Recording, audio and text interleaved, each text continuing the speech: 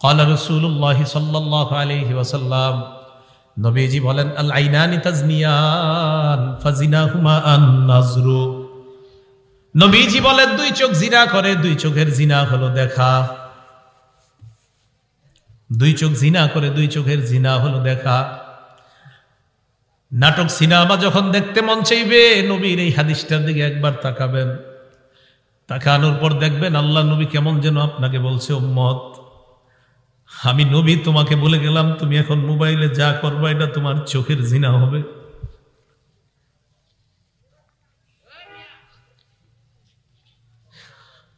অনেক মানুষ প্রতিদিন এই গুনাহে লিপ্ত হয়, চোখের জিনা করে।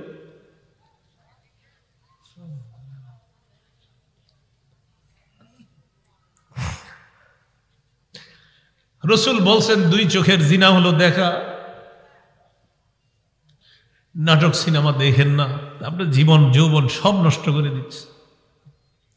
হাদিসটা পড়ে রাসূল বলছে, দুই চোখের জিনা হলো দেখা। ওয়াল উযুনান জিনাহুমা আল ইস্তিমা। দুই কানের জিনা হলো শ্রবণ করা। একটু বড় মোবাইলে আপনি ঘন্টার পর ঘন্টা যার সাথে কথা বলবেন, আপনার নবী বলছে, ডাক দে উম্মত, আমি নবী বলে গেলাম, তুমি এখন মোবাইলে যা করবা এটা তোমার কানের জিনা হবে। ওয়াল লিসান জিনাহু আল কালাম। আল্লাহ নবী বলেন, জিহ্বার জিনা হলো কথা বলা। ঘন্টার পর ঘন্টা কার সাথে আপনি কথা বলছেন, নবী বলেন এটা জিহ্বার জিনা। ওয়াল ইয়াদ জিনাহা আল বাত। হাতের জিনা হলো স্পর্শ করা। কোথাও দেখা করতে গেলেন, রিকশায় বসলেন, যে মেয়েটার শরীরে টাচ করা হারাম, ওই মেয়েটার শরীরে আপনার টাচ লেগে যায়, নবী বলেন এটা হাতের জিনা। ওয়ার রিদ জিনাহা আল খুতা। পা দিয়ে কারোর সাথে আপনি দেখা করার জন্য রওনা করলেন, আল্লাহ নবী বলেন, এই যে তুমি পাটা রাখলা, এটা তোমার পায়ের জিনা শুরু হয়ে যায়। তো নবীজি বলেন, আল আইনানি তাজনিয়ান। দুই চোখ জিনা করে, দুই চোখের জিনা হলো দেখা। ওয়াল উযুনান জিনাহুমা আল ইস্তিমা। দুই কানের জিনা হলো শ্রবণ করা। ওয়াল লিসান জিনাহুল কালাম। জিহ্বার জিনা হলো কথা বলা। ওয়াল ইয়াদ জিনাহা আল বাত। হাতের জিনা হলো স্পর্শ করা। ওয়ার রিজলু জিনাহা আল খুতা। পায়ের জিনা হলো হেঁটে যাওয়া। ওয়াল কলবু ইয়াতামান্না ওয়া ইয়াশতাহি। কি বলে দেখেন, অন্তর কল্পনা করে, এটা কলবের জিনা। আপনি কল্পনা করছেন, না জানি দেখতে কেমন, এটা কলবের জিনা। আপনার জীবনে অনেক দাম, আপনাদের জীবনের, আমাদের জীবনটার অনেক দাম, আমাদের এই জীবনের অনেক দাম। এটা নষ্ট করে দিয়েন না। কিয়ামতের ময়দানে 5 প্রশ্ন করার আগে আপনার 2 পা নড়বে না। দ্বিতীয় প্রশ্নটাই হবে, তুমি যৌবন কোন কাজে কাটাইছো। দ্বিতীয় প্রশ্নটা, যৌবন কোন কাজে কাটাইছো। দ্বিতীয় প্রশ্ন, যৌবন কোন কাজে কাটাইছো। দ্বিতীয় প্রশ্ন, যৌবন কোন কাজে কাটাইছো। দ্বিতীয় প্রশ্ন, যৌবন তুমি কোন কাজে কাটাইছো, এটা দ্বিতীয় প্রশ্ন। একটা পাও নড়বে না। পরের হিসাব কি দিবেন? 5 প্রশ্নের পরের গুলা কখন দিবেন? দ্বিতীয় প্রশ্নে তো আমরা এই যুগে যারা আছি সবাই মনে আটকে যাবো দ্বিতীয় প্রশ্ন। রাসূলুল্লাহ সাল্লাল্লাহু আলাইহি সাল্লাম বলেন, ওয়াল কলবু ইয়াতামান্না ওয়া ইয়াশতাহি। অন্তর কল্পনা করে। ওয়াল ফারজু ইউসাদ্দিকু যালিকা আও ইউকাযযিবু। লজ্জাস্থান এটাকে বাস্তবায়ন করে। নাউযুবিল্লাহ। লজ্জাস্থান এক পর্যায়ে বাস্তব জিনায় লিপ্ত হয়ে যায়। আল্লাহ আমাদের সকলকে হেফাজত করেন, আমিন। যুব সমাজের মাহফিল কথাগুলো তাই বললাম, আমরা এটা থেকে বাঁচতে হবে। আল্লাহ আমাদেরকে হেফাজত করেন। সহিহ বুখারীর বর্ণনা 5063 নম্বর হাদিস। এই হাদিসের বর্ণনাকারী আনাস ইবনে মালিক রাদিয়াল্লাহু তাআলা তিনি বলেন, জাআ সালাসাতু রাহতিন ইলা বুয়ুতি আজওয়াজিন নবী সাল্লাল্লাহু আলাইহি ওয়াসাল্লাম ইয়াসআলুনা আন ইবাদাতিন নবী সাল্লাল্লাহু আলাইহি ওয়াসাল্লাম। 3 ব্যক্তি আল্লাহ রাসূল সাল্লাল্লাহু আলাইহি সাল্লামের বিবিদের ঘরের সামনে আসছেন নবীজির ঘরের ইবাদতের ব্যাপারে জানার জন্য। তো প্রশ্ন করছে, নবীজি ঘরে কি করে? ফালাম্মা উখবিরু কান্নাহুম তাকাল্লুহা। যখন তাদেরকে জানানো হলো নবীজির ঘরের ইবাদতের ব্যাপারে, বিভিন্ন বর্ণনা দ্বারা, সহিহ বুখারীর বর্ণনা সহ অনেক বর্ণনা দ্বারা জানা যায় নবীজি নিজের জুতা মুবারক, জামা মুবারক নিজেই সেলাই করতেন। ঘরের কাজে সহযোগিতা করতেন, বিবিদের কাজে সহযোগিতা করতেন। তো যখন জানানো হলো নবীজি ঘরে এই করে, কান্নাহুম তাকাল্লুহা, ওই তিনজনের কাছে নবীজির ঘরের ইবাদত কম মনে হলো, তারা নবীর ঘরের ইবাদতটা কম মনে করলো, আর একটু কমিয়ে দেন আওয়াজটা। তো যখন তারা ইবাদত কম মনে করলো, ফাজা রাসূলুল্লাহ সাল্লাল্লাহু আলাইহি ওয়াসাল্লাম, নবীজি দিক দিয়ে বাসায় আসছে, আর এই তিনজনের অভিব্যক্তিটা শোনেন, যে তিনজন গেছে। فقالوا أين نحن من النبي صلى الله عليه وسلم وقد غفر الله له ما تقدم من ذنبه وما تأخر। তাদের তিনজনের বক্তব্য, কোথায় আমরা, কোথায় আল্লাহ নবী? আল্লাহ নবীর এত ইবাদত করা দরকার নাই, আল্লাহ নবীর আগে কোনো গুনাহ নাই, পরে কোনো গুনাহ নাই, যদি থাকতো আল্লাহ অগ্রিম সব মাফ করে দিছে। গুনাহ কিন্তু নাই, কিন্তু আল্লাহ এমনি ঘোষণা করছেন আগে পরে সব মাফ। তা একজন কয় ফাম্মা আনা ফাইন্নি উসাল্লিল লাইলা আবাদা, একজন কয় আমি সারা রাত নামাজ পড়বো, আমি ঘুমাবো না। ওনার মতে সারা রাত নামাজ পড়ার মানেই হলো বড় ইবাদত গুজার। ওয়াকালা আখার ফাইন্নি আসুমুদ দাহরা ওয়ালা উফতিরু, আরেকজন কয় আমি সারা জীবন রোজা রাখবো, কখনো রোজা ছাড়বো না। ফরজ রোজা তো রাখবেই, নফল রোজাও ছাড়বে না। وقال آخر أعتزل النساء فلا أتزوج أبدا, আরেকজন কয় আমি নারীদের থেকে দূরে থাকবো, কখনো বিয়ে করব না, কখনো বিয়ে করব না।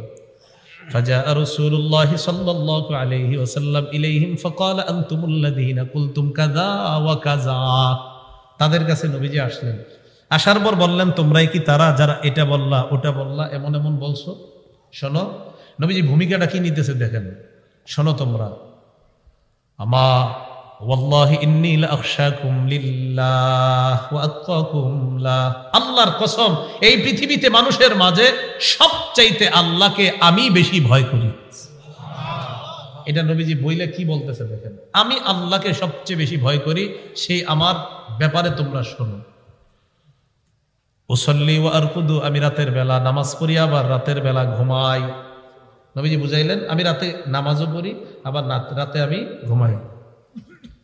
আবরার ভাই আলোচনা করলেন না তারাবি সম্পর্কে, ওই যে 8 রাকাত তাহাজ্জুদ, এই তাহাজ্জুদের ব্যাপারে ইমাম ইবনে আব্দুল বার লেখছেন ইউসাল্লি আরবাআ, 4 রাকাত পড়তেন তাহাজ্জুদ রসুল পইরা, সুম্মা ইয়ানাম, ঘুমাইতেন, ঘুম থেকে উইঠা সুম্মা ইউসাল্লি আরবাআ, আবার 4 রাকাত পড়তেন, পড়ার পর সুম্মা ইয়ানাম, আবার ঘুমাইতেন, ঘুম থেকে ওইটা সুম্মা ইউতিরু বিসালাস, এরপর 3 রাকাত পড়তেন। তো রসুল নামাজ পড়তেন, ঘুমাইতেন, আল্লাহর হক আদায় করতেন, শরীরের হক আদায় করতেন। তো সারা রাত ফজরের সুন্নতের আগ পর্যন্ত যেই নামাজ, এটার নাম কি হবে বলেন তো? তাহাজ্জুদ। আচ্ছা যাই হোক, তো রসুল সাল্লাল্লাহু আলাইহি সাল্লাম বলেন আমি ঘুমাই, আবার আমি নামাজ পড়ি, আমি নামাজ পড়ি, আমি ঘুমাই।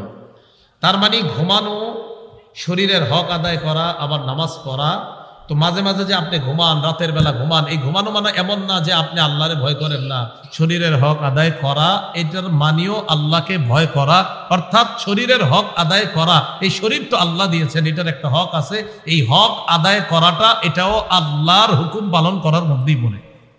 হ্যাঁ, শরীরের হক আছে, চোখের হক আছে। তো নবীজি কিন্তু প্রথমে ভূমিকা নিছে আমি আল্লাহকে সবচেয়ে বেশি ভয় করি, সে আমি ঘুমাই, আবার নামাজও পড়ি। এরপরে নবীজি বলেন আমি আল্লাহকে সবচেয়ে বেশি ভয় পাই, উসল্লি ও আসুমু ওয়া উফতিরু, আমি মাঝে মাঝে রোজা রাখি, আবার রোজা রাখি না, সোমবার রোজা রাখি, বৃহস্পতিবার রোজা রাখি।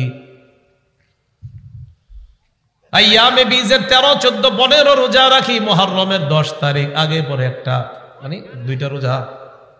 তো নবীজি সাল্লাল্লাহু আলাইহি ওয়াসাল্লাম বলেন আমি রোজা রাখি, আবার মাঝে মাঝে রোজা ছেড়ে দেয়, এমন না, সারা বছর রোজা রাখি এমন না। এবার নবী বললেন আমি আল্লাহকে সবচেয়ে বেশি ভয় পাই, আতাজাওয়াজুন নিসা, আমি নারীদেরকে বিয়ে করি, আবার বিবির হক আদায় করি। নবীজি বলেন ফামান রাগিবা আন সুন্নতি ফালাইসা মিন্নি, এগুলা হলো আমার সুন্নত, বিয়ে করা আমার সুন্নত, আমার সুন্নতকে যে অবজ্ঞা করে সে আমার অন্তর্ভুক্ত নয়। এখন বলেন তো নবীর বিবি যারা হয়েছেন, নবীর বিবি যারা আমাদের আম্মা জান, আল্লাহ নবীর বিবি যারা হয়েছেন, নবীর সাথে যে বিবিদের সম্পর্ক, নারীদের সম্পর্ক, পৃথিবীর শ্রেষ্ঠ মানুষটা কোন নারীর সাথে সম্পর্কে আবদ্ধ হয়েছেন কোন বিধান পালন করে? বিয়ে। বলেন তো কি? তাহলে বিয়ের মাধ্যমে সম্পর্কের সূচনা হবে। এটা কে শিক্ষা দেয় বলেন? ইসলাম। বলেন কে শিক্ষা দেয়? ইসলাম। কে শিক্ষা দেয়? ইসলাম। আর ইবলিস আমাদেরকে কি শিক্ষা দেয় বলেন তো? আগে অবৈধ সম্পর্ক কিছুদিন করো, তারপর বিয়ে করো, চিনো জানো। আল্লাহ আমাদেরকে বোঝার তৌফিক দান করেন।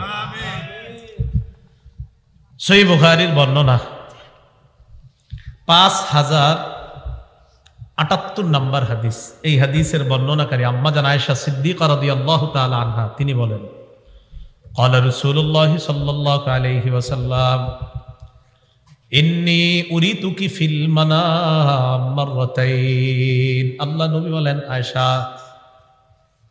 স্বপ্ন যুগে তোমাকে বিয়ে করার আগে স্বপ্ন যুগে আমাকে দুবার দেখানো হয়েছে। তোমাকে বিয়ে করার আগে আমি স্বপ্নে দুবার দেখলাম। আমি দেখলাম ফাইদা রাজুলুন ইয়াহমিলুকি ফি সারাকাতি হারির, এক ব্যক্তি তোমাকে রেশমের কাপড়ের মধ্যে পেঁচায় আমার সামনে দিয়ে নিয়ে যায়।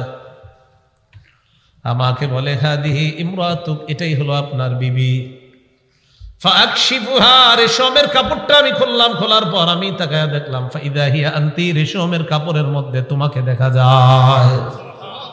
ফাকুলু ইয়াকুন হাযা মিনাল্লাহ ইউমজি, আমি মনে মনে বললাম এই স্বপ্ন যদি আল্লাহর পক্ষ থেকে হয়, অচিরে আল্লাহ এই স্বপ্নের বাস্তবায়ন ঘটিয়ে দিবেন। এর মানে আয়েশা, আমি বুঝতে পারলাম আল্লাহ তোমাকে আমার বিবি বানাবেন। বলেন তো আম্মা জান আয়েশা নবীর বিবি হয়েছেন কোন বিধান পালনের মাধ্যমে? আম্মা জান আয়েশা সেই নারী, সাহাবাদের মধ্যে বিখ্যাত 7 জন মুফতির মধ্যে 6 জন পুরুষ, একজন হলেন নারী। এই একজন নারী হলেন আম্মা জান আয়েশা সিদ্দিকা রাদিয়াল্লাহু তাআলা আনহা। তাহলে ইসলাম কি শিক্ষা দেয়? সম্পর্কের সূচনা। বলেন সবাই কি হবে? বিয়ে দিয়ে। বলেন সম্পর্কের সূচনা কি দিয়ে? এই যেগুলো প্রেম করেন সবাই বলেন সম্পর্কের সূচনা কি দিয়ে হবে? হ্যাঁ, বিয়ে দিয়ে। সহিহ বুখারীর বর্ণনা 5069 নম্বর হাদিস। এই হাদিসের বর্ণনাকারী সাঈদ ইবনে জুবায়ের, তিনি আব্দুল্লাহ ইবনে আব্বাসের ছাত্র। খুব মন দিয়ে শুনেন কি বলেন। সাঈদ ইবনে জুবায়ের বলেন, ক্বালা লি ইবনে আব্বাস হাল তাযাওয়াজতা। সাঈদ ইবনে জুবায়ের বলেন, আমার উস্তাদ আমাকে বললেন তুমি বিয়ে করেছো কিনা? আমি জবাব দিলাম না, আমি এখনো বিয়ে করি নাই। উস্তাদরা ছাত্ররা বলে না বিয়ে করছিস নি? আম করে তো মেশকাত দাওরা যে বছর পড়তাম, খালি মাদ্রাসায় গেলি ছুটিতে, কিরে বিয়ে শাদী হয়েছে, মানে আমার মাওলানা হয়ে গেছে। এই সব হুজুর যারা আছে সবাই হুজুররা এগুলোই বলতো। আব্দুল্লাহ ইবনে আব্বাস তার ছাত্ররা বলে, বিয়ে করছো? তো বলে, জি না, আমি বিয়ে করি নাই। কথা মিয়া বিয়ে করো তাড়াতাড়ি। ফাইন্না খায়রা হাযিহিল উম্মাহ আকসারুহা নিসাআ। এই উম্মতের সর্বশ্রেষ্ঠ যে মানুষটা, তার অধিক সংখ্যক বিবি ছিল, আর তুমি এখনো বিয়ে করো নাই। বিয়ে করো তাড়াতাড়ি। কি করো? অধিক সংখ্যক বিবি ছিল। খুশি না?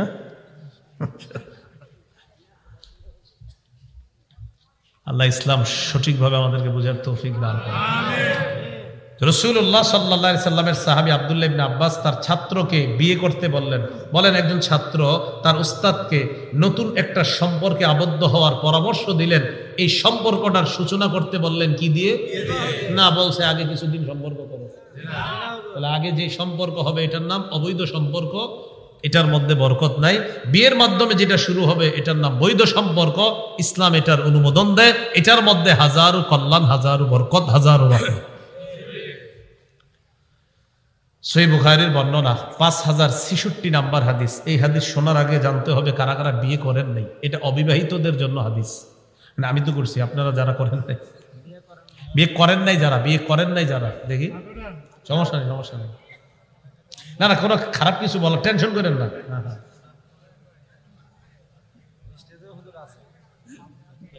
একটাও করেন না? ঠিক আছে, আপনার আব্দুল্লাহ ইবনে মাসউদ রাদিয়াল্লাহু তাআলা আনহুর বর্ণনা, সহিহ বুখারী 5066 নাম্বার হাদিস।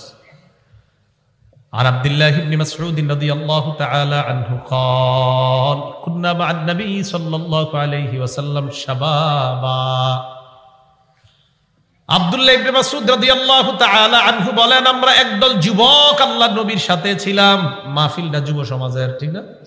কি বলে দেখেন, আমরা একদল যুবক আল্লাহ নবীর সাথে ছিলাম। ফাকালা লানা রাসূলুল্লাহ সাল্লাল্লাহু আলাইহি ওয়াসাল্লাম, নবীজি আমাদেরকে বললেন, ইয়া মাশারাশ শাবাব, হে যুব সমাজ, মান ইসতাতাআ মিনকুমুল বাআ ওয়া ফি রিওয়ায়া মান ইসতাতাআল বাআ, তোমাদের মধ্যে যারা বিয়ে করার সামর্থ্য রাখে ফাল্যাতাজাওয়াজ, সে যেন বিয়ে করে নেয়। এখন আমিও বলবো, গোপালনগর যুব সমাজ যারা এখনো বিয়ে করেন নাই, সামর্থ্য থাকলে বিয়ে করেন, সামর্থ্য থাকলে বিয়ে করেন। ও আবার বাপ মায় করায় না মানে আপনি কামাই করেননি? হ্যাঁ, মান ইসতাতাআ মিনকুমুল বাআ, তোমাদের মধ্যে যারা বিয়ে করার সামর্থ্য রাখে সে যেন বিয়ে করে নেয়। ওয়া মান লাম ইসতাতি ফালাইহি বিস-সাওম, যাদের বিয়ে করার সামর্থ্য নাই সে যেন রোজা রাখে। কি রাখে? রোজা রাখে। তাহলে আমি বলবো এক অংশ, বাকি অংশ বলবেন আপনারা। সামর্থ্য থাকলে বিয়ে, সামর্থ্য থাকলে বিয়ে, সামর্থ্য থাকলে বিয়ে, না থাকলে রোজা, সামর্থ্য থাকলে বিয়ে, না থাকলে রোজা। এবার আমার সাথে সবাই বলেন, বলেন গুনাহ করা যাবে না, গুনাহ করা যাবে না। যদি বলেন হুজুর আমার গুনাহ হয়, বিয়ে করেন। হুজুর টাকা নেই, রোজা রাখেন। হুজুর গুনাহ হয়ে যায় তো বিয়ে করেন, টাকা নেই তো রোজা রাখেন। রাসূল বলছে রোজা রাখতে, আপনি রোজা রাখেন, অবশ্যই এই রোজা আপনাকে গুনাহ থেকে হেফাজত করবে। তো নবীজি বলেন, ফাইন্নাহু আগাদ্দু লিল বাসারি ওয়া আহসানু লিল ফারজ, বিয়ে মানুষের নজর নিচে রাখে, লজ্জাস্থান হেফাজতে সহায়ক হয়ে যায়। ওয়া মান লাম ইসতাতি ফালাইহি বিস-সাওম ফাইন্নাহু লাহু বিজা, যে ব্যক্তি বিয়ে করার সামর্থ্য রাখে না সে যেন রোজা রাখে, এই রোজা তার যৌবন দমনের সহায়ক হয়ে যায়। তাহলে বলেন যৌবন দমনের উপায় দুইটা জানলাম। এক নাম্বার, টাকা থাকলে বিয়ে, যদি টাকা না থাকে রোজা।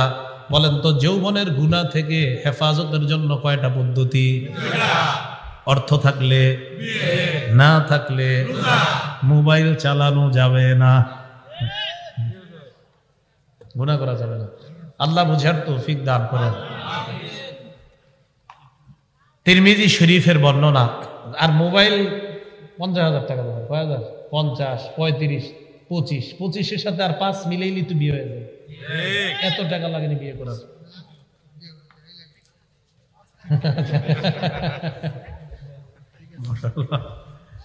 একটা আলোচনা আছে আমার, বিয়ে করতে তো টাকা লাগে না, এটা একটা বয়ান আছে। কোন বয়ানে জায়গা আছে বিয়ে করতে টাকা লাগে না?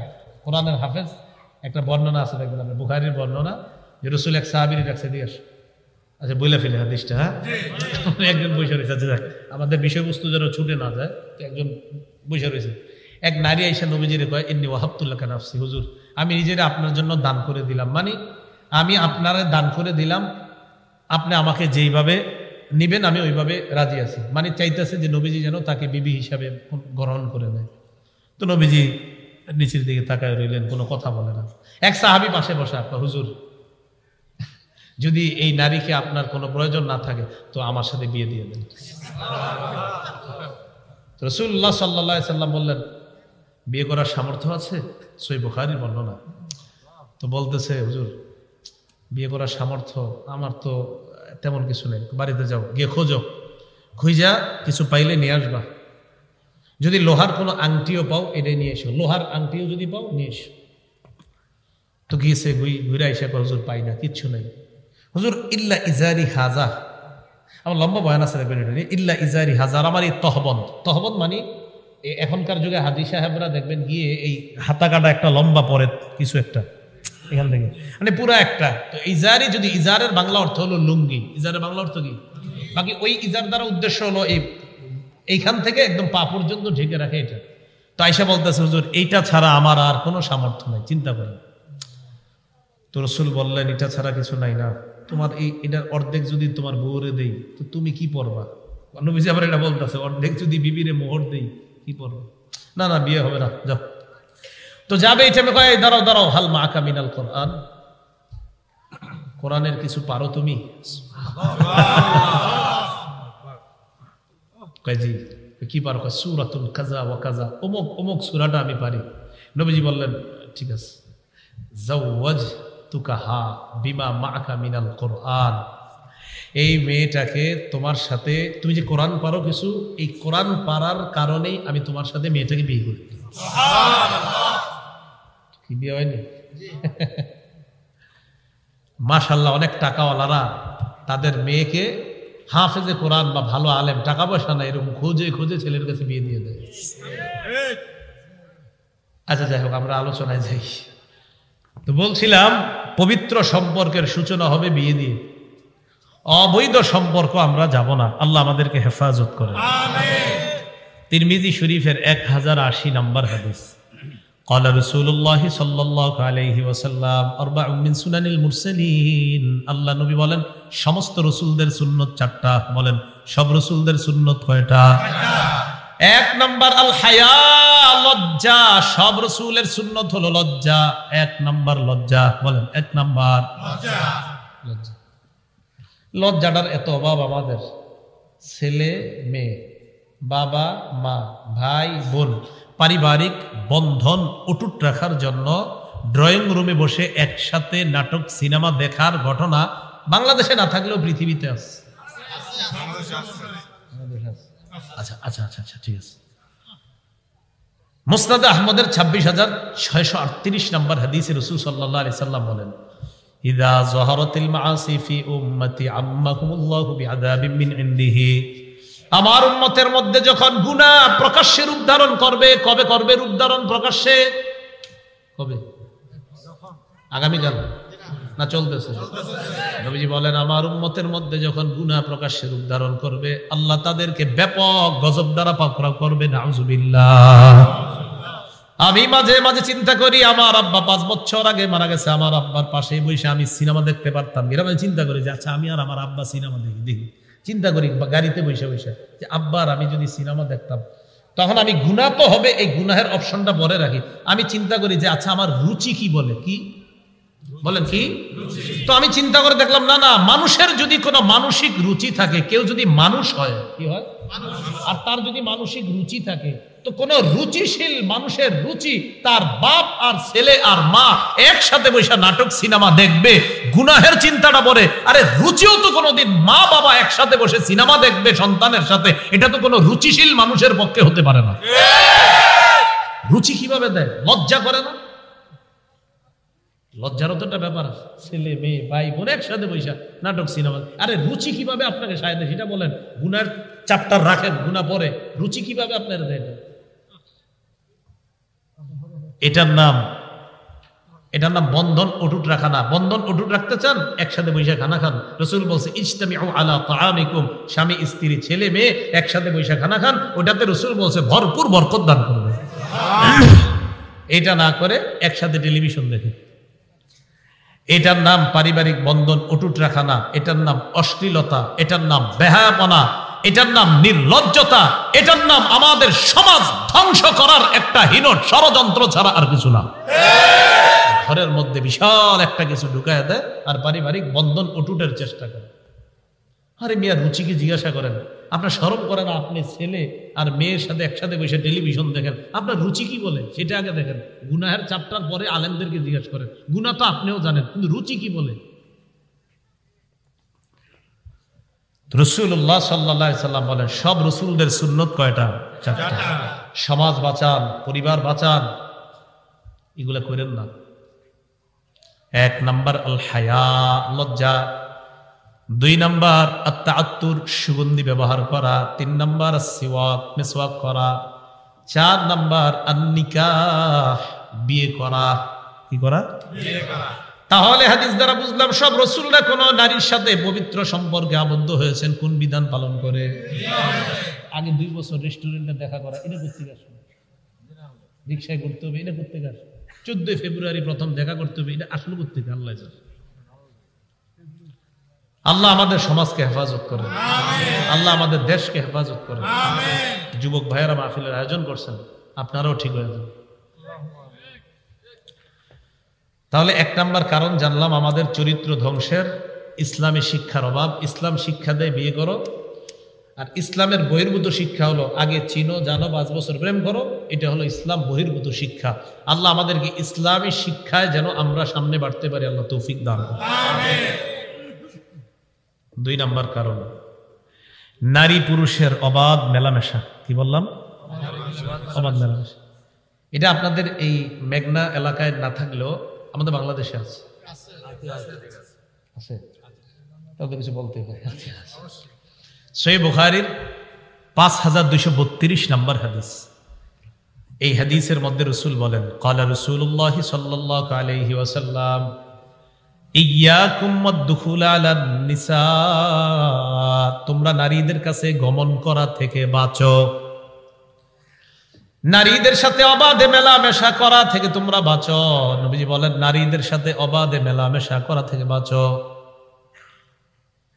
এক আনসারী সাহাবী দাঁড়িয়ে বললেন, আফরাআইতাল হাম্মা ইয়া রাসূলুল্লাহ, হুজুর দেবরের ব্যাপারে আপনি কি বলবেন? যাদের ভাবি আছে আর যাদের ভাবি নাই সবাই বলেন। কার ব্যাপারে নবীর কাছে জিজ্ঞাসা করলো? আরো জোরে। দেবর চিনেননি? কি ছোট ভাই, মানে দুধের ভাই? 25 বছরের, 18 বছর, 20 বছর ছোট ভাই বললে বুঝে কি জানেননি? খোকা।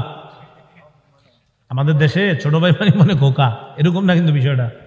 ছোট ভাই মানে খোকা না, স্বামী ছোট ভাই, যাই হোক যুবক বালে। এক আনসারী দাঁড়িয়ে বললেন, ইয়া রাসূলুল্লাহ, দেবরের ব্যাপারে আপনি কি বলবেন? দেবরের প্রশ্ন কেন করলেন? কারণ দেবর ভাবিরা এক বাড়িতে থাকে, এক ঘরের মধ্যে থাকে। নবীকে এই জন্য প্রশ্ন করলেন। নবীজি যে জবাবটা দিলেন, এই জবাবটা আমিও আপনাদেরকে শোনাবো। শোনানোর পর বাংলাটা আমার সাথে আপনারা বলবেন। নবীজি বললেন, দেবর হলো মরণ। দেবর হলো বলেন, ভাবির জন্য দেবর হলো। অনেক ভাবিরা বাহিরে পর্দা করে, মানে আপনার খাস পর্দা সব ঠিক আছে, ঘরে পর্দা করে না, দেবরের সাথে পর্দা করে না। তো কি হলো এটা? যেটারে নবী মরণ বললেন, এখানেই পর্দা নেই। আল্লাহ কথা, আমার কথাগুলো আমি বোঝানোর চেষ্টা করতেছি, আল্লাহ আপনি তাদেরকে সঠিক বুঝ দিয়ে দিন। তাহলে দেবর ভাবির জন্য কি মরণ। তাহলে এই অবাধে মেলামেশাটা আমাদের সমাজে আছে, এটা দ্বিতীয় কারণ। আমাদের সমাজ, আমাদের পরিবার, আমাদের পরিবারগুলা, আমাদের ঘরগুলা, আমাদের এলাকাগুলা ধ্বংসের এটা দ্বিতীয় কারণ। নারী পুরুষের অবাধ মেলামেশা, কিছুই মনে করে না, এটার কোনো ভাবনাই নাই। এটা যে গুনাহ, অনেকে এটা মাথায় আনে না। আরে আমার ভাবি ছোটবেলা থেকে আমাদের বড় করছে, বালে ঘর পরে যে ভাবির সাথে পর্দা করতে হবে, আর পর্দা না করা যে গুনাহ, এটা অনেক পরিবার তো গুনাহই মানতে চায় না। এটা যে হারাম। সহিহ বুখারীর 5233 নম্বর হাদিস। হ্যাঁ, হারাম। বিয়ে করতে গেলে আপনি যেই মেয়ের বিয়ে করবেন, এই মেয়েকে বিয়ের আগে আপনার বাবার জন্য দেখা হারাম। সুন্দর কথা বলছি। আপনি যেই মেয়েকে বিয়ে করবেন, মেয়েটা যদি বালেগা হয়, আবার বলছি, আপনি যেই মেয়েটাকে বিয়ে করবেন, মেয়েটা যদি বালেগা, মানে যেই মেয়ের উপর পর্দা ফরজ, আপনি যেই মেয়েকে বিয়ে করবেন সেই মেয়ের উপর যদি পর্দা ফরজ হয়, ওই মেয়েকে বিয়ের আগে তার হবু শ্বশুরের জন্য দেখা হারাম। ঠিকের আওয়াজটা আসতেছে, মানে এই অ্যালার্জি আছে এলাকা। শোনেন, বালেগা মেয়েকে ছেলে বিয়ে করাবেন, এই বালেগা মেয়েকে যেই ছেলের জন্য বধূ হিসাবে আনবেন, এই মেয়েকে বিয়ের আগে হবু শ্বশুরের জন্য এভাবে দেখা, ওভাবে দেখা, সেভাবে দেখা, ছবিতে দেখা, ভিডিও কলে দেখা, সরাসরি দেখা, সব হারাম। ছবিতে দেখা, ভিডিও কলে দেখা, সরাসরি দেখা হারাম। উনি সুন্দর একটা কথা বলছে, হারাম। সাবধানে কাজ করেন না। এখন কি করে জানেন? যে মেয়ের বিয়ে করবে না, ওই মেয়ের ছবি দুলাভাইরে পাঠায়, আরো যত আছে সবাই রে পাঠায়, পাঠায় কয় কেমন আছে। আপনি শরম করে না? বিয়ে কি এরা করবে না, আপনি করবেন? আর কেমনি লজ্জা দিলে বুঝবে? আরে আপনার তো রুচি, রুচি বলা উচিত যে আপনার রুচি কিভাবে সাহায্য। আমার বিবি আমি দেখবো কেন, আমি 14 জনকে দেখাবো?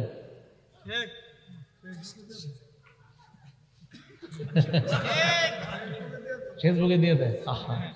আল্লাহ হেফাজত করুন।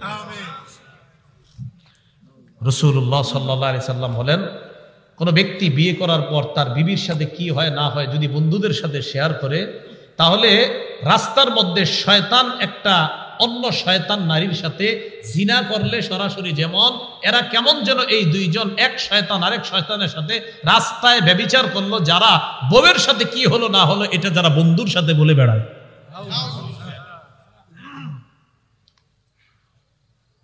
তো বলছিলাম বুখারী শরীফের 5233 নম্বর হাদিস, ক্বালা রাসূলুল্লাহ সাল্লাল্লাহু আলাইহি ওয়াসাল্লাম লা ইয়াখলুয়ান্না রাজুলুন বিইমরাআ ইল্লা যু মাহরামিন, কোন নারীর সাথে কোন পুরুষ একান্তে কথা বলবে না মাহরাম ছাড়া। কি ছাড়া? কোন নারী যদি কোন চেম্বারের মধ্যে বসে, ওই চেম্বারের মধ্যে যদি কোনো পুরুষ থাকে, ডাক্তার যদি পুরুষ হয় আর নারী যদি একা হয়, ঘরের মধ্যে যদি অন্য কেউ না থাকে, আল্লাহ নবী কয় এই জায়গায় এই নারী মাহরাম ছাড়া ওই পুরুষের সাথে একান্তে কথা বলা যাবে না। কি বলা যাবে না? এই কথা বুঝতেছেন? কোন পুরুষ কোন নারীর সাথে একান্তে কথা বলবে না মাহরাম ছাড়া। তাহলে চেম্বারের মধ্যে যদি মহিলা ডাক্তারের সামনে মহিলা ডাক্তার হয় সমস্যা নাই, কিন্তু মহিলা ডাক্তারের সামনে যদি পুরুষ হয়, ওই মহিলার সাথে অবশ্যই তার মাহরাম থাকতে হবে। হয়তো বাবা থাকবে, না হয় ভাই থাকবে, না হয় স্বামী থাকবে। যদি স্বামী ওই মহিলার সাথে ভিতরে প্রবেশ করতে চায় আর ডাক্তার যদি বলে পেশেন্টের সাথে রোগীর সাথে অন্য কেউ এলাও না, ওই স্বামী তখন বলে দেওয়া দরকার আমার বিবির সাথে আমি যদি এলাও না হই তাহলে আপনি কিভাবে এলাও? নবীজি নিষেধ করেছেন। নবীজি বলেন লা ইয়াখলুয়ান্না রাজুলুন বিইমরাআ ইল্লা কানা সালিসাহুমা শাইতান, কোন পুরুষ আর কোন নারী একান্তে যখন কথা বলে তাদের মাঝে তৃতীয় জন হলো শয়তান। ভাই কথাগুলো বুঝে আসছে? তাহলে 2 নাম্বার কারণ নারী পুরুষের অবাধ মেলামেশা। আল্লাহ আমাদেরকে হেফাজত করুন। 3 নাম্বার কারণ পর্দাহীনতা। কিহীনতা? পর্দাহীনতা। নারী ঢেকে রাখার জিনিস, নারীকে ঢাকনায় রাখতে হয়, নারীকে পর্দায় রাখতে হয়, নারীকে ঢেকে রাখতে হয়। সবাই বাংলাটা বলেন, শুধু এই বাংলাটা বলেন। কেন বলেন? কারণ সম্মানিত তিনি, দামি, তাই তাকে ঢেকে রাখতে হয়। দোকানে সোয়েটার কিনতে গেলে আপনি স্যাম্পলটা দেখে কি ওটা নেন না গোডাউনেরটা নেন? কেন এটা নেন না? পছন্দ এটা করছেন, কি লাগছে? দামি জিনিস গোপন থাকে। দামি জিনিস, দামি জিনিস। ইসলাম নারীদেরকে দাম দেয়, ইসলাম নারীদেরকে সম্মান দেয়। রাসূল বলছেন আদ-দুনিয়া মাতা ওয়া খায়রু মাতা'আদ দুনিয়া আল মারআতুস সালিহা। মুসলিম শরীফ 3535 নম্বর বর্ণনা। এই পৃথিবীর মধ্যে সবচেয়ে শ্রেষ্ঠ সম্পদ হলো একজন নেককার নারী। বলেন পৃথিবীর শ্রেষ্ঠ সম্পদ একজন নেককার নারী। পৃথিবীর শ্রেষ্ঠ সম্পদ একজন নেককার নারী। শ্রেষ্ঠ জিনিস কি করতে হয়? ঢাকতে হয়। বলেন শ্রেষ্ঠ জিনিস কি করতে হয়? শ্রেষ্ঠ জিনিস কি করতে হয়? দামি জিনিস কি করতে হয়? পৃথিবীর সবচেয়ে দামি নেককার নারী, নেককার পৃথিবীর সবচেয়ে দামি, তাই আমরা তাকে ঢেকে রাখি। তাই তাকে ঢেকে রাখি। বলেন তো আমরা কাকে দেখি না ইনশাআল্লাহ জান্নাতে দেখবো? আল্লাহকে। আচ্ছা তো ঠিক আছে, আমরা কাকে দেখি না? কোথায় দেখবো? কারণ আল্লাহর চেয়ে দামি আর কেউ নাই, তো তাই এখন আল্লাহ গোপন।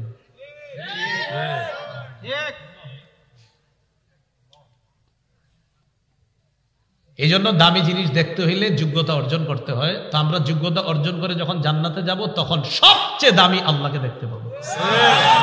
নেককার নারী সবচেয়ে দামি। এই নেককার নারীকে অর্জন করতে হলে পুরুষটাকেও দামি হতে হবে, তাই আপনি শুধু তাকে দেখতে পাবেন, অন্যরা না। তো নারীকে পর্দায় রাখতে হয়। তিরমিজি শরীফের বর্ণনা 1173 নম্বর হাদিস, ক্বালা রাসূলুল্লাহ সাল্লাল্লাহু আলাইহি ওয়াসাল্লাম আল মারআতু আওরাত। নবীজি বলেন নারী ঢেকে রাখতে হয়, নারীকে ঢাকনার মধ্যে রাখতে হয়। ফাইযা খারাজাত ইস্তাশরাফাহা শাইতান, এই নারী যদি ঢাকনা ছাড়া বের হয়, পর্দা ছাড়া বের হয়, শয়তান পুরুষের সামনে ওই নারীকে আকর্ষণীয় রূপে উপস্থাপন করে দেয়। নাউযুবিল্লাহ। সত্যি করে বলেন, একটা মেয়ে পর্দা ছাড়া বের হইলে অন্য পুরুষের লুলুপ দৃষ্টি তার উপর পড়তে পারে কিনা? তো এই পর্দাহীনতা তৃতীয় কারণ। আমাদের চরিত্র, নীতি, নৈতিকতা, আমাদের সমাজ ব্যবস্থা ধ্বংসের 3 নম্বর কারণ পর্দাহীনতা। 4 নম্বর বলেন আমার সাথে, দৃষ্টির অপব্যবহার। দৃষ্টি দিয়ে দেখবেন মাকে, বোনকে, বিবিকে, কন্যাকে। আপনি এদেরকে না দেখা মোবাইলে রাতে কাদেরকে জানি দেখেন, আবার বাহিরে আইসা রাস্তায় কাদেরকে জানি দেখেন। আবু দাউদ শরীফের 4173 নম্বর হাদিসের বর্ণনা, ক্বালা রাসূলুল্লাহ সাল্লাল্লাহু আলাইহি ওয়াসাল্লাম, নবীজি বলেন কুল্লু আইনিন জানিয়া, সব চোখ জিনা করে।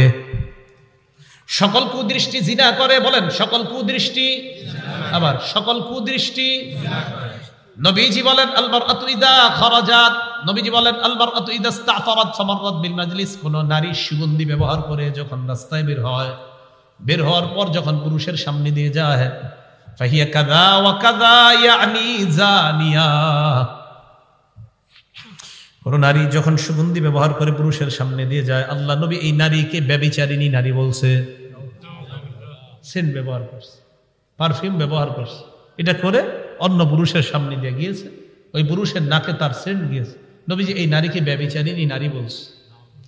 দেখেন, একদিক দিয়ে পুরুষ চোখ দিয়ে জিনা করলো, অন্য দিক দিয়ে নারীটাও ব্যভিচারিণী হয়ে গেল। আল্লাহ হেফাজত করেন।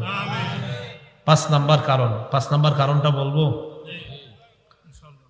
প্রয়োজন ছাড়া সরাসরি অথবা মোবাইলে তার সাথে কথা বলা, যার সাথে কথা বলা হারাম। সরাসরি অথবা মোবাইলে প্রয়োজন ছাড়া এমন কারো সাথে কথা বলা, যার সাথে কথা বলা হারাম। এটা আমাদের চরিত্র, নীতি নৈতিকতা ধ্বংসের 5 নাম্বার কারণ এবং অত্যন্ত গুরুত্বপূর্ণ একটা কারণ। হাজারো পরিবার ধ্বংস হয়ে যাচ্ছে, সন্তান, বিবি, পরিবার সব রেখে এই লোকটা অন্য কারো সাথে তাল গাছের নিচে বসে বসে কথা বলে, যাকে বাংলায় পরকীয়া বলা হয়। কি বলা হয়?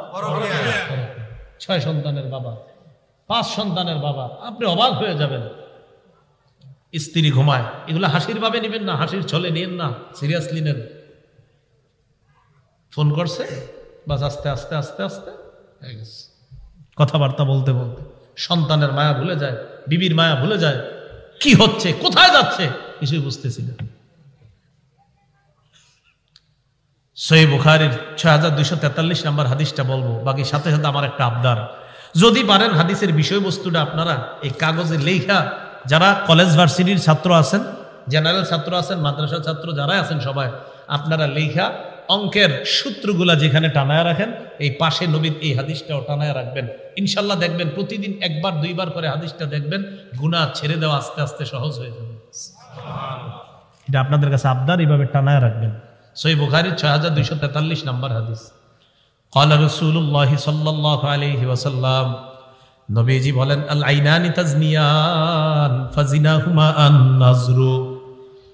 নবীজি বলেন, 2 চোখ জিনা করে, 2 চোখের জিনা হলো দেখা। 2 চোখ জিনা করে, 2 চোখের জিনা হলো দেখা।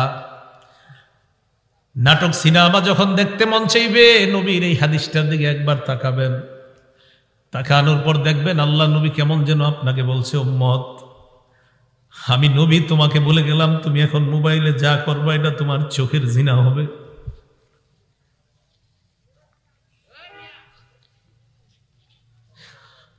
অনেক মানুষ প্রতিদিন এই গুনাহে লিপ্ত হয়, চোখের জিনা করে।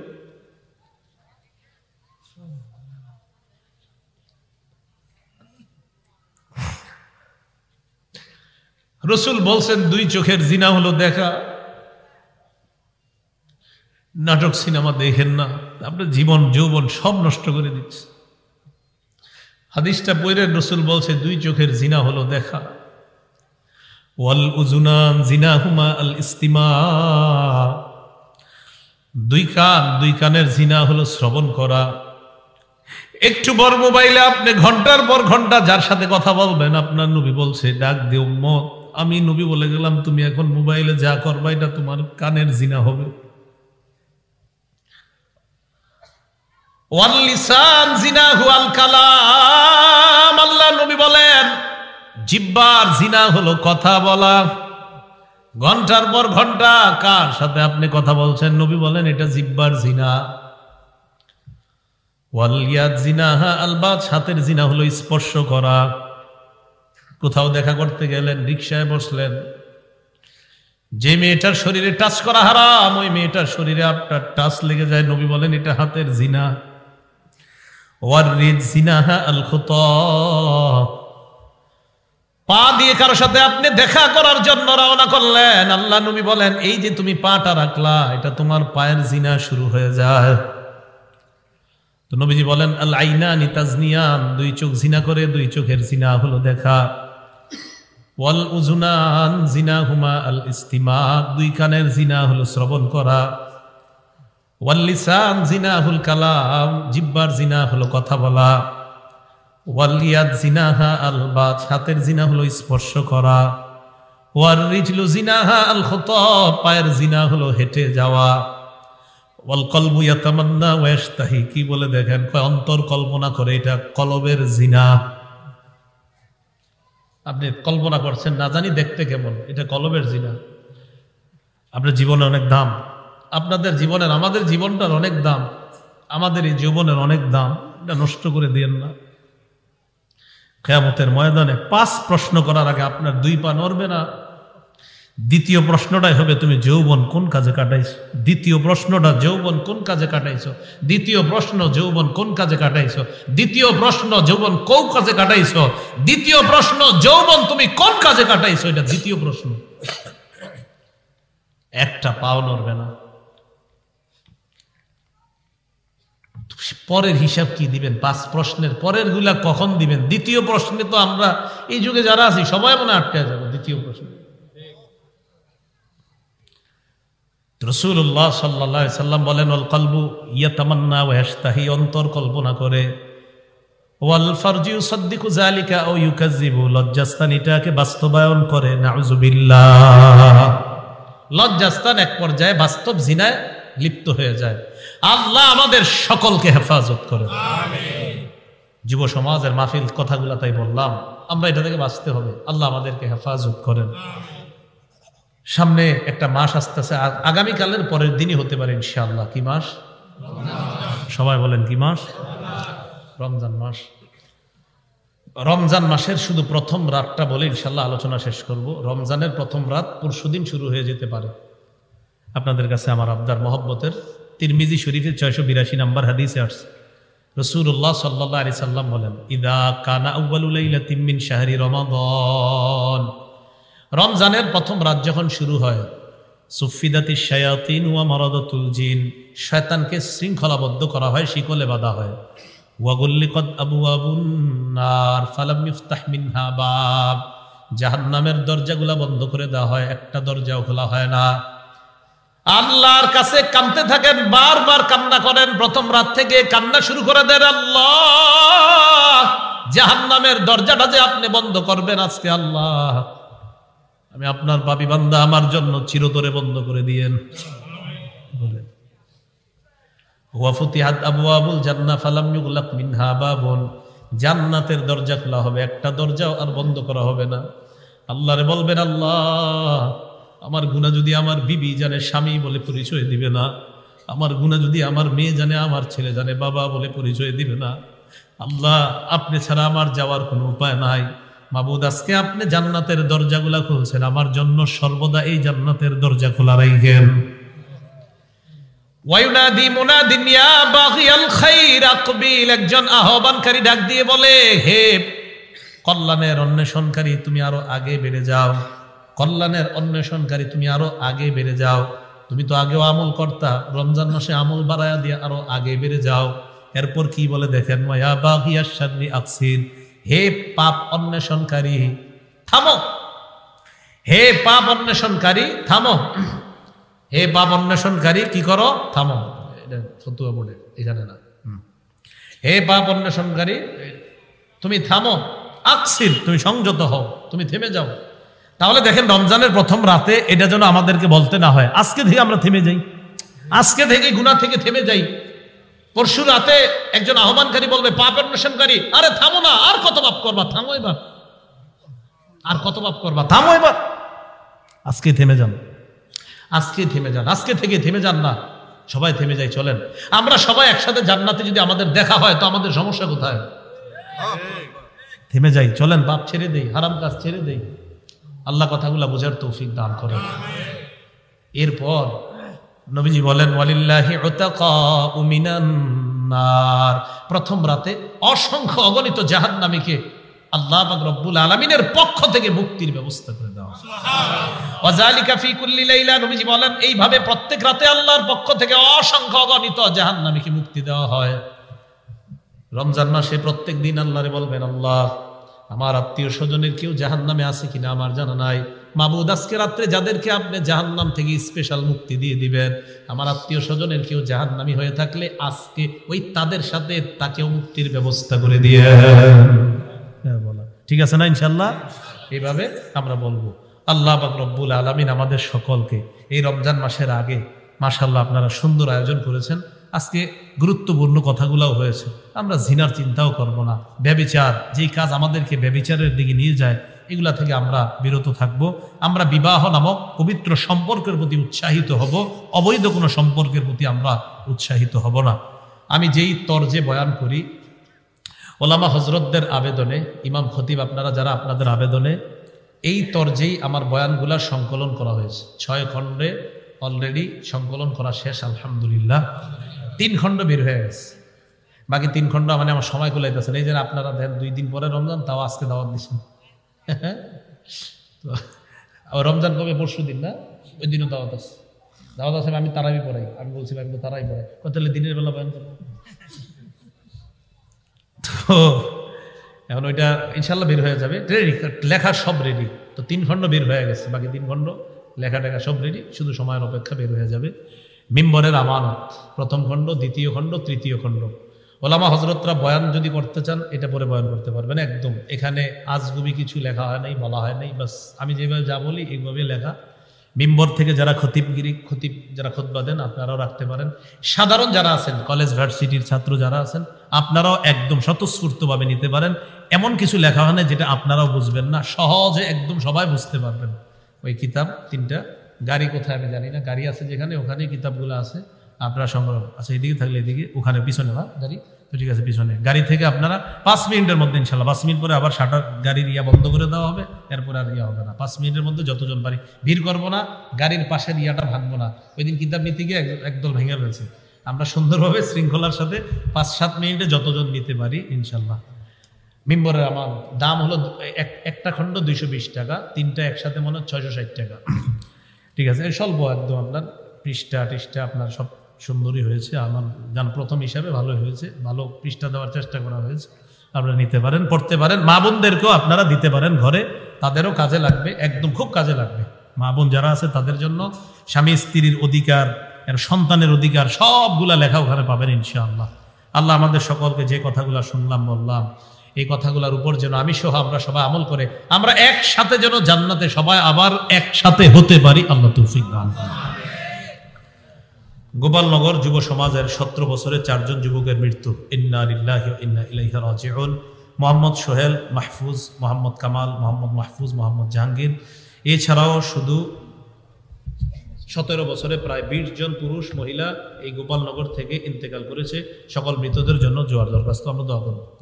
আল্লাহুম্মা সাল্লি আলা মুহাম্মাদ। যুবক যারা এই মাহফিলের উদ্যোক্তা, তাদের মাঝে একজন বেলাল ভাই। এই বেলাল ভাইয়ের একজন মেয়ে জন্মের পর থেকে খুব অসুস্থ। আমরা সবাই দোয়া করবো আল্লাহ যেন আজকেই সুস্থ বানায় দেয়। আমরা সবাই দোয়া করবো।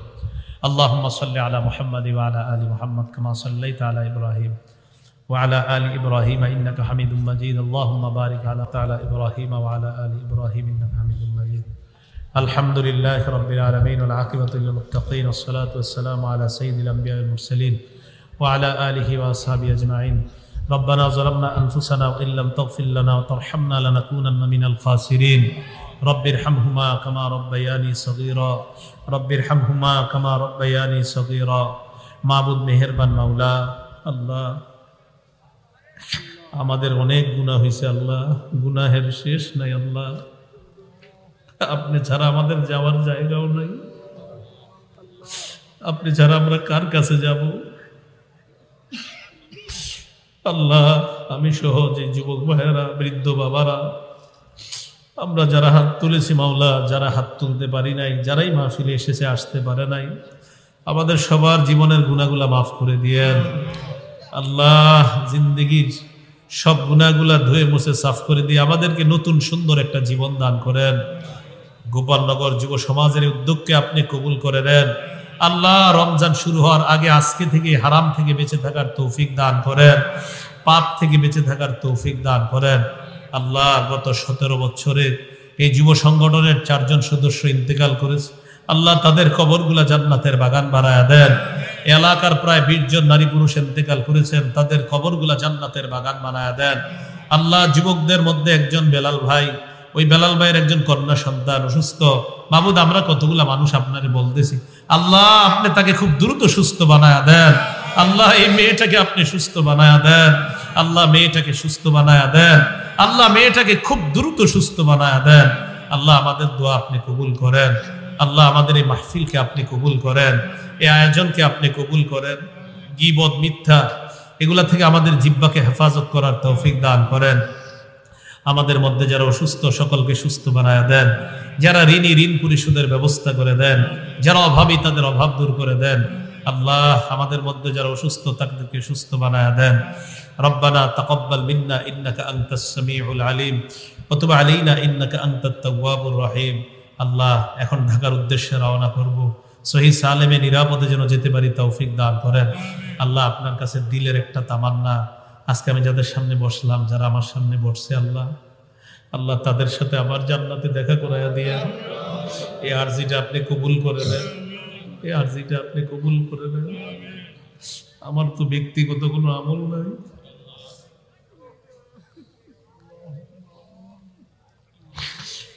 এই মানুষগুলো আমার কথা শুনছে তো কেন শুনছে?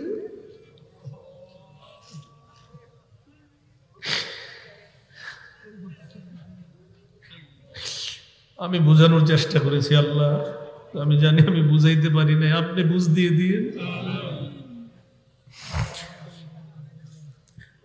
আমাদেরকে একসাথে জান্নাতে দেখা করায় দিয়ে, একসাথে জান্নাতে দেখা করায় দিয়ে। আমার উস্তাদরা যে যেখানে আছে সকলকে হায়াতে তয়্যিবা দান করেন। আমার উস্তাদদের যারা বেঁচে নাই তাদের কবরগুলা জান্নাতের বাগান বানায় দিয়ে। এই জায়গায় আমাদের সকলের উস্তাদ যারা আছে সকলকে ভালো রাখেন, পৃথিবীর কোন উস্তাদ যেন কষ্টে না থাকে। আমাদের দোয়া আপনি কবুল করে নেন। আল্লাহুম্মা সাল্লি ওয়া সাল্লিম ওয়া বারিক আলা মুহাম্মদ। সুবহানা রাব্বিকা রাব্বিল ইজ্জাতি আম্মা ইয়াসিফুন ওয়া সালামুন আলাল মুরসালিন। আলহামদুলিল্লাহি রাব্বিল আলামিন।